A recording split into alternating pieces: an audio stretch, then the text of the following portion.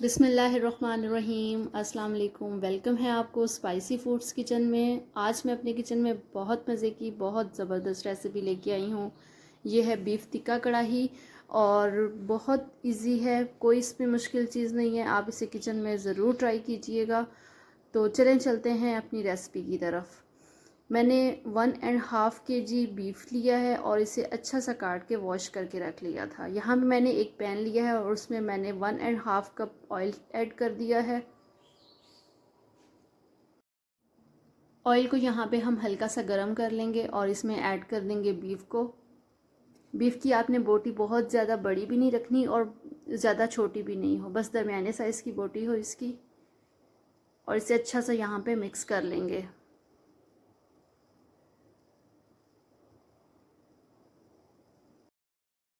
3 से 4 मिनट इसे हम हाई फ्लेम पे पकाएंगे और उसके बाद हम फ्लेम मीडियम करके इसके ऊपर ढक्कन दे देंगे। अब गोश्त अपना पानी छोड़ रहा है और इसमें ही इसी ने गलना है।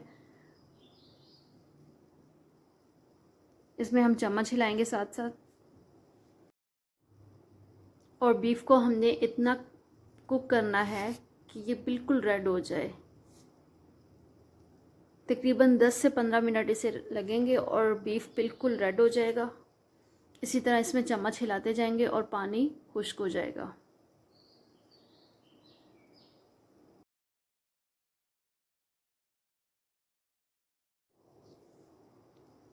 चम्मच हिलाते जाएंगे और लो फ्लेम पे हम इसे कुक करते जाएंगे।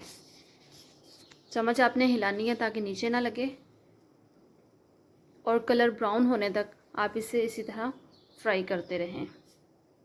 गोश्त का तमाम कच्चापन जो है वो दूर हो जाएगा। और नमक इसमें आपने पहले ऐड नहीं करना। अगर नमक ऐड करेंगे तो फिर ये कि गलने में थोड़ा सा मसला करेगा। नमक हम इसे बाद में ही ऐड करेंगे। यहाँ पे आप देख सकते हैं बहुत ज़बरदस्त इसका कलर माशाल्लाह से हो गया ब्राउन। सही गोश्त को आपने फ्राई कर लेना है इस तरह से।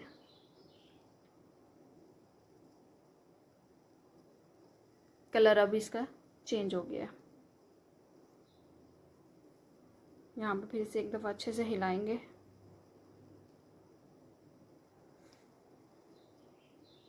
अभी बिल्कुल इसमें से पानी खुश्क हो गया है और सिर्फ इसमें अभी घी है।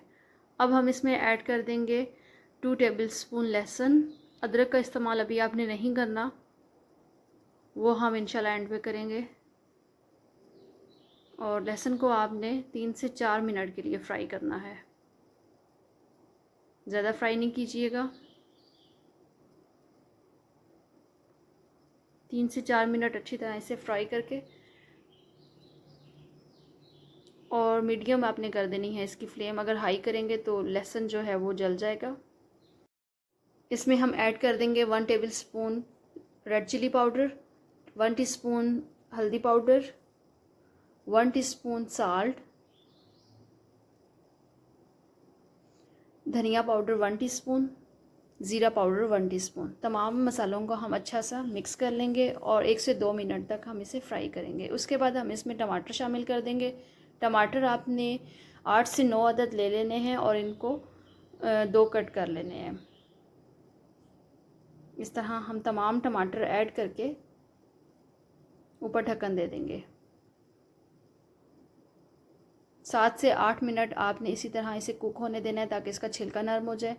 फिर चिमटे की मदद से इसकी स्किन को आपने आउट कर लेना है। वैसे भी इसका जो छिलका है वो हमारी सेहत के लिए बिल्कुल भी ठीक नहीं है। इस तरह से हम इसकी स्किन बिल्कुल रिमूव कर लेंगे।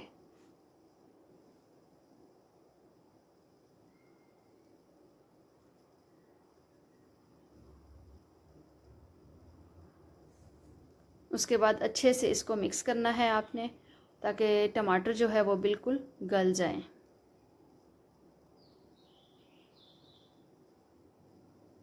अच्छा सा इसको यहाँ पे हम भुनाई कर लेंगे। और आपने मसाला इतना कभी भुनाई करना है कि बिल्कुल घी अलग और मसाला अलग हो जाए। अच्छी सी इसकी भुनाई करेंगे तो सालन में बहुत ज़बरदस्त टेस्ट आएगा। और यहाँ पे हम ऐड कर देंगे 1 टेबलस्पून अदरक और 7 से 8 हरी कटी हुई मिर्चें ऐड कर देंगे।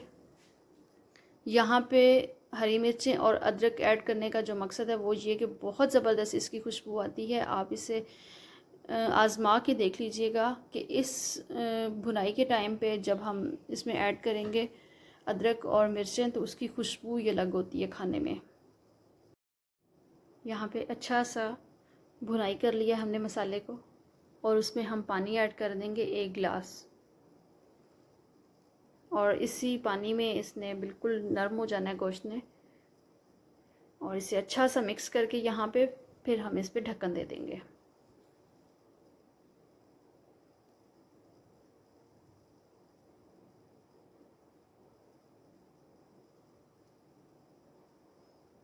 तीन से 4 मिनट के लिए हम इसे यहाँ पे कुक करेंगे और साथ ही हम हरी मिर्ची ऐड कर देंगे दरमियान में से कट लगा के।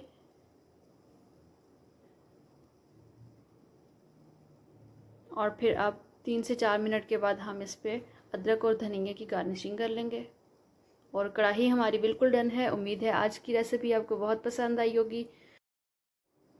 कढ़ाई यहाँ पे बिल्कुल डन है और आप इसकी लुक देख सकते हैं।